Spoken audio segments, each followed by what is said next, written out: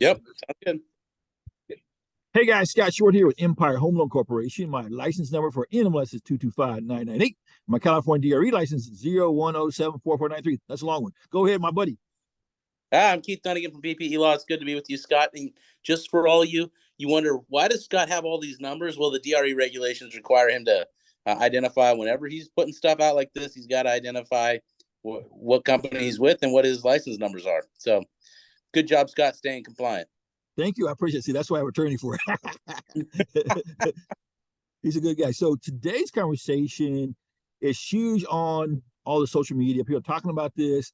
So I reached out to my buddy here, Mr. Keith, because he's a phenomenal asset and he's very gracious with his time when I can catch him.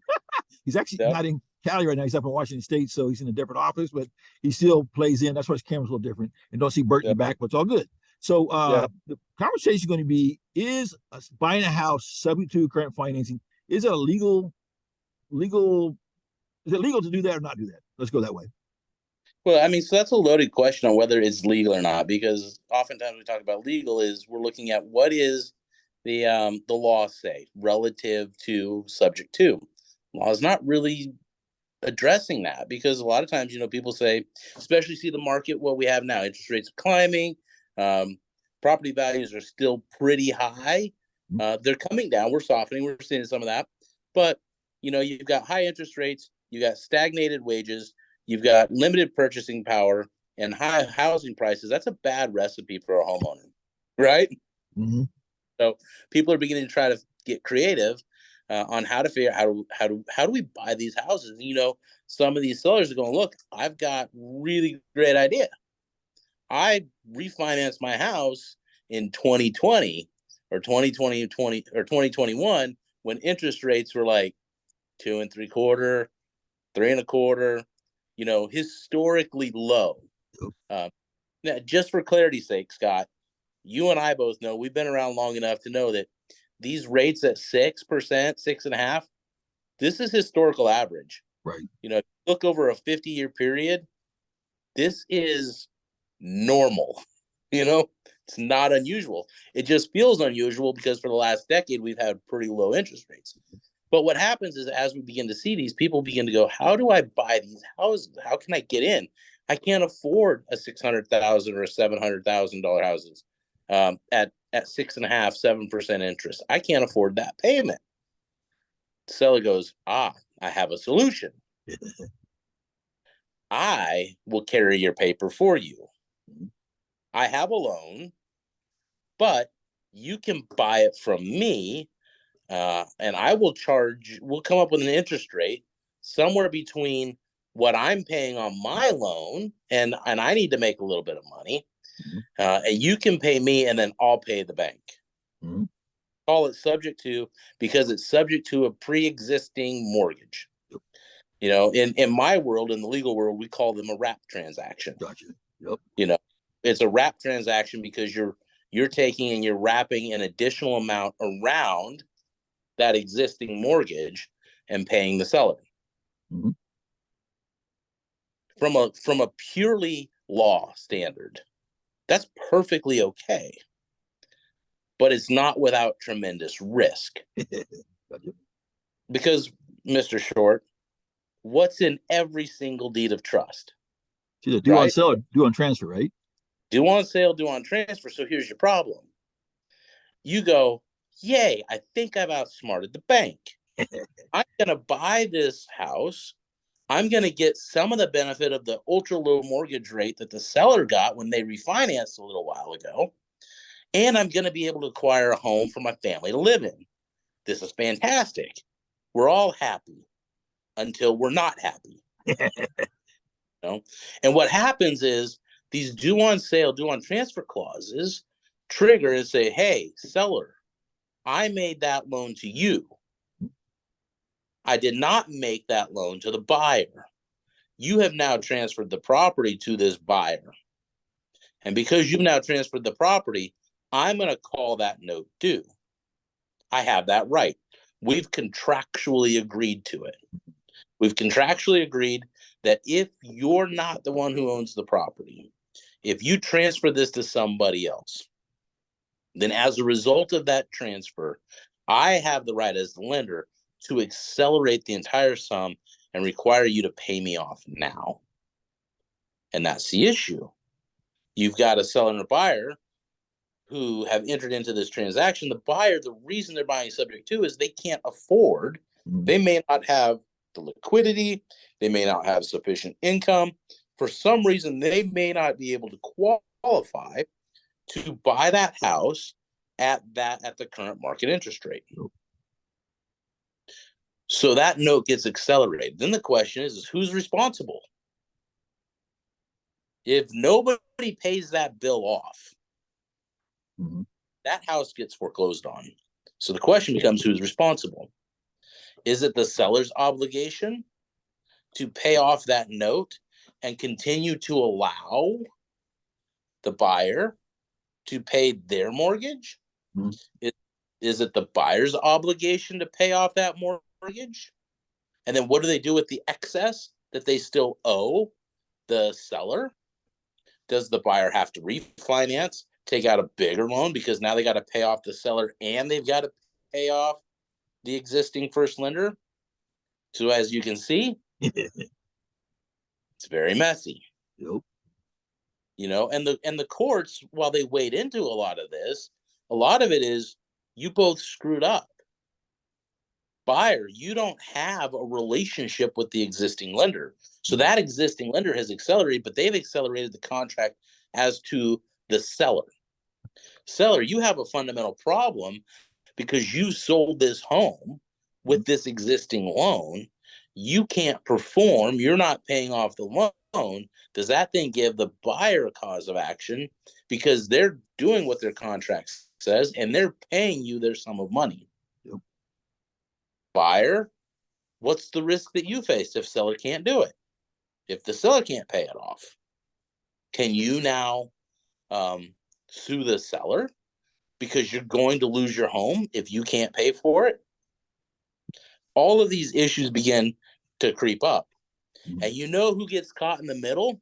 Real estate agent that said, this was a good idea. You know, because in some situations, yeah, maybe it's a good idea. Maybe it's a good way to go. But if you're going to go that way, you need to be thinking about all these attenuated risks that go with it, and you need to address them on the front end. California Association of Realtors, they understand that this is an issue. And so they've created a seller financing addendum that has a lot of these boxes and a lot of these issues that create concern identified. But you've got to go through that document. You got to have that discussion. You've got to make that determination in the seller financing addendum.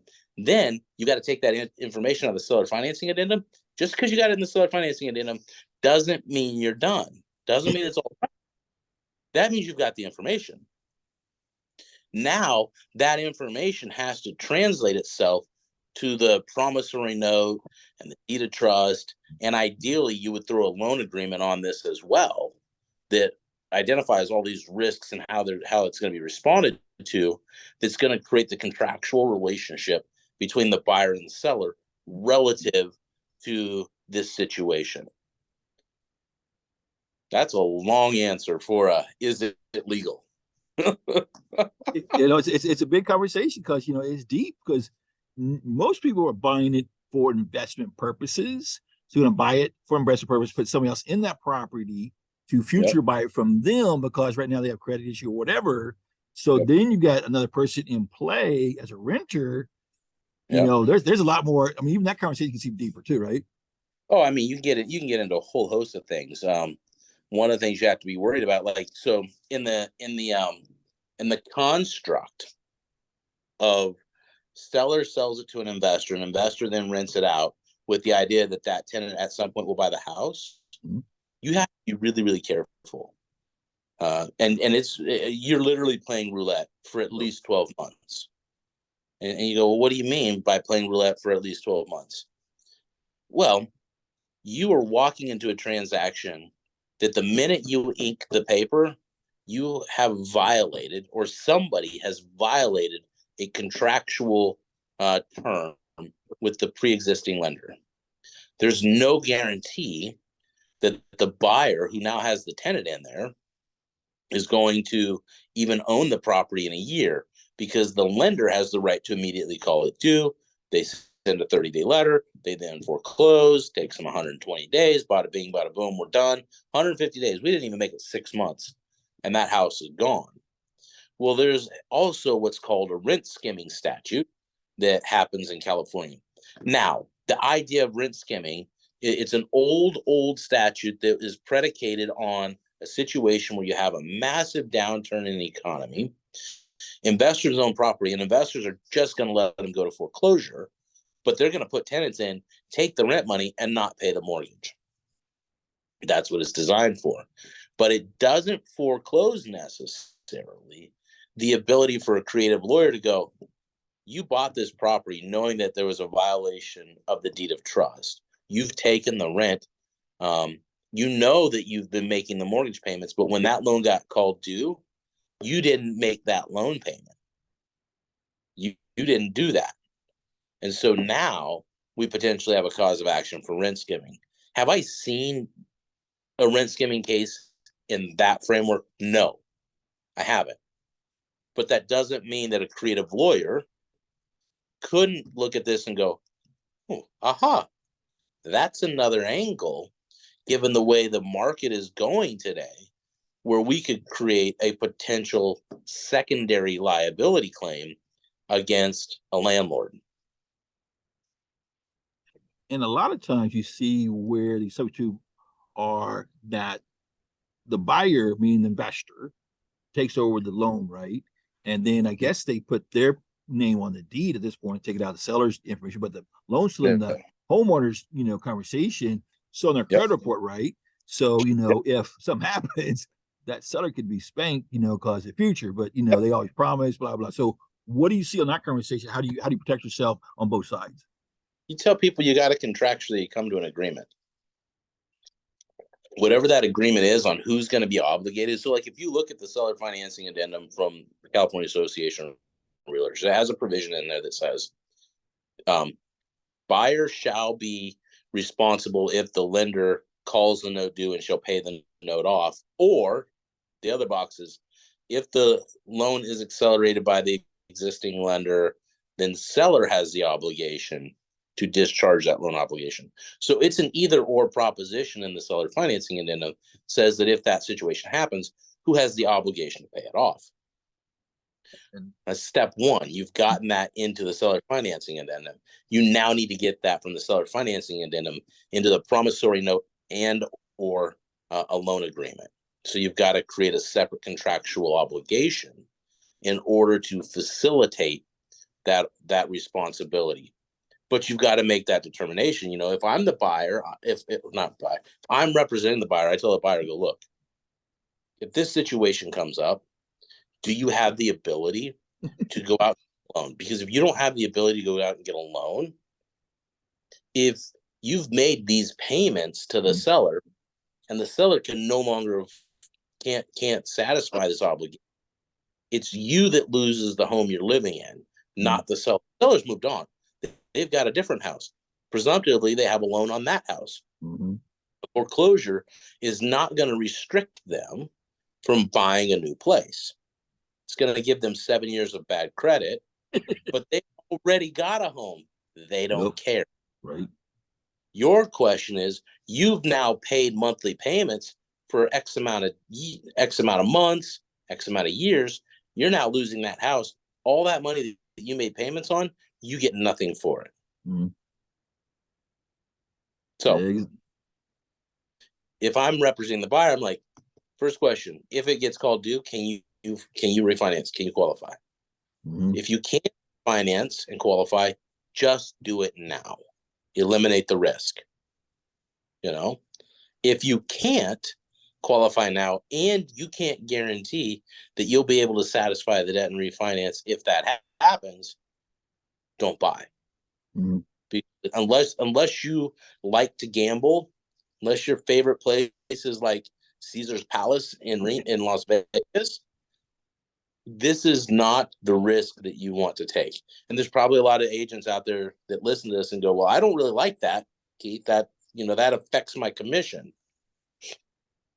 I understand that, and I'm sensitive to that.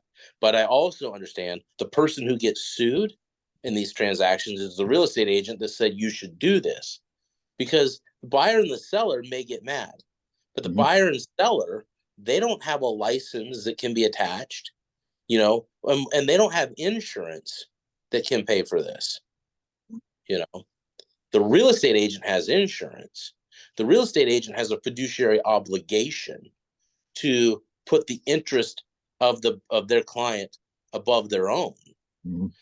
So when it comes to a fiduciary construct, if you're not asking these questions, well, you've got a duty of loyalty, you got a duty of competence, and if you're not asking these questions, not explaining it to them, and not giving them a adequate risk profile, or getting them to an attorney to give them the adequate risk profile, if they lose their house, guarantee they're going to, and it's not likely to be good.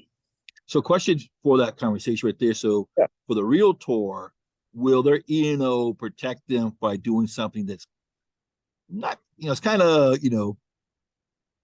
interesting, I should say. It should pick up coverage because they're not doing anything that's per se illegal. Not a statute that restricts it. It's purely a negligence or a breach of fiduciary duty issue is what it is. It's not like they're self-dealing. It's not like they're going out and doing something bad to prevent their client from having an opportunity. They're trying to help their client through a very difficult situation. They just may not necessarily appreciate, or maybe they do appreciate the risks, and they don't inform the client of the risks, and or they don't get the client to a professional who can inform them of the risks. And as their attorney, I would assume you'd say, put everything in writing and sign it, right? Yeah. Yes. We've had a lot of conversations. You know me too well. I love that. So that's what I love you for. Come on, buddy. So this is a great conversation. I want to pare that down because I know your time is very, limited. So I appreciate it. So how do people get a hold of you in Washington and in California for your office if they need services? Best of us, find us on the internet, www.bpelaw.com. Again, that's www.bpelaw.com. You go on there, you can find all of our phone numbers, contact information, everything. There's a ton of information on the website. If you want to get a hold of us on the phone. Fastest way, 916-966-2260. That gets you into the California office, and we can route everything from California to any one of our offices. I would tell you what the Washington number is, but I'm a terrible business owner, and I don't actually have it memorized, and that's my fault. I know the area code's 509. Got that part. At least you know where you're at. You're sitting in a chair in their office, but that's good. Yeah. But if you go on the website, all three of our office locations and numbers for our office location are on the website. And if you're looking at our mobile device, it should be an active link so that you can click the number and your cell phone will call it for you. Cool. So that's Mr. Keith Dunnagan. You're the managing partner, correct? That is correct. And I don't know if I want to wear that title proudly or not, but yes. Managing babysitter, right? I didn't say that. I didn't say that either. So I was erase that. Edit that out. So good. So we'll let you go, my brother. I appreciate your time. People reach out to Keith. He is a phenomenal resource. I mean, you do real estate, you do break down what you guys do. You real estate law, what else you do? So we do real estate, we do healthcare, we do employer side employment, we do estate planning, a lot of corporate mergers and acquisitions type of stuff. Our Washington office does some family law, a lot of litigation, a lot of agent and broker defense type cases. Cool. And last one I want to say, do you know what a lawyer wears to court? Hawaiian shirts if they're lucky. True. Or a lawsuit. Yep. I got that from that's Instagram kid, little kid. He's beautiful. He's like a 3-year-old kid. He barely can talk, but it's a phenomenal joke. So I'll let you go, my brother. I appreciate your time. People are out. We'll see you again on next video. Thanks.